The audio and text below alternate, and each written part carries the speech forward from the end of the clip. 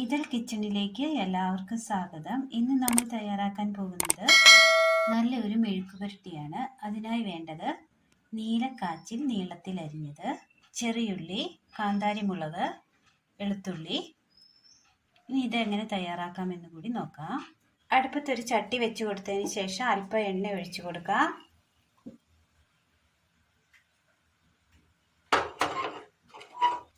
ഇതിലേക്ക് കാച്ചിലരിഞ്ഞത് ചേർത്ത് കൊടുക്കാം.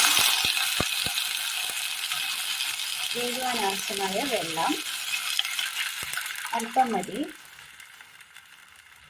ചട്ടിയിൽ നമ്മൾ എണ്ണ ഒഴിച്ചു കൊടുത്തത് അടിക്ക് പിടിക്കാതിരിക്കാൻ വേണ്ടിയാണ്. ഇതിലേക്ക് അല്പം ഉപ്പ് കൂടി ചേർത്ത് കൊടുക്കാം. മൂടി വെച്ച് വേവിച്ചെടുക്കാം.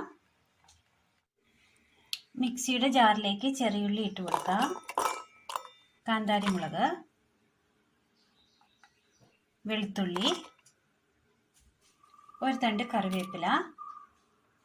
ഇത് വെള്ളം ചേർക്കാതെ ഒന്ന് ചതച്ചെടുത്തോണ്ട് വരാം. അങ്ങനെ നല്ലപോലെ ഒന്ന് അത് ചതച്ചെടുത്തിട്ടുണ്ട്. വെള്ളം അങ്ങനെ വറ്റി വെന്ത് വന്നിട്ടുണ്ട്. അധികം വെന്തൊടിയേണ്ടതില്ല. ഇനി ഇത് വാങ്ങി വെക്കാം. അടുപ്പത്തൊരു പാൻ വെച്ച് കൊടുത്ത് അല്പം എണ്ണ ഒഴിച്ചു കൊടുക്കാം. എണ്ണ ചൂടായി വരുമ്പോൾ കടുക് ഇട്ട് കൊടുക്കാം. കടുക് അങ്ങനെ നല്ലതുപോലെ പൊട്ടി വന്നിട്ടുണ്ട്. അതിലേക്ക് ഒരു സവാള ചേർത്ത് കൊടുക്കാം.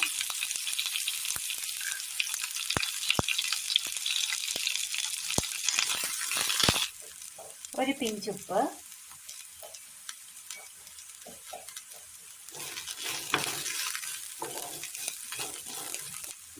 വേവിച്ച് വെച്ചിരിക്കുന്ന കാച്ചിൽ ചേർത്ത് കൊടുക്കാം.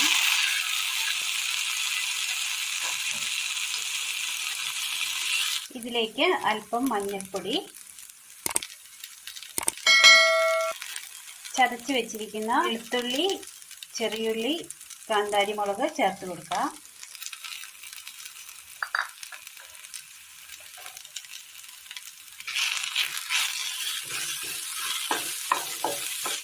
ഇനി ഇതിലേക്ക് ഒരു തണ്ട് കറിവേപ്പില ചേർത്ത് കൊടുക്കാം. അല്പം പച്ചവെളിച്ചെണ്ണ,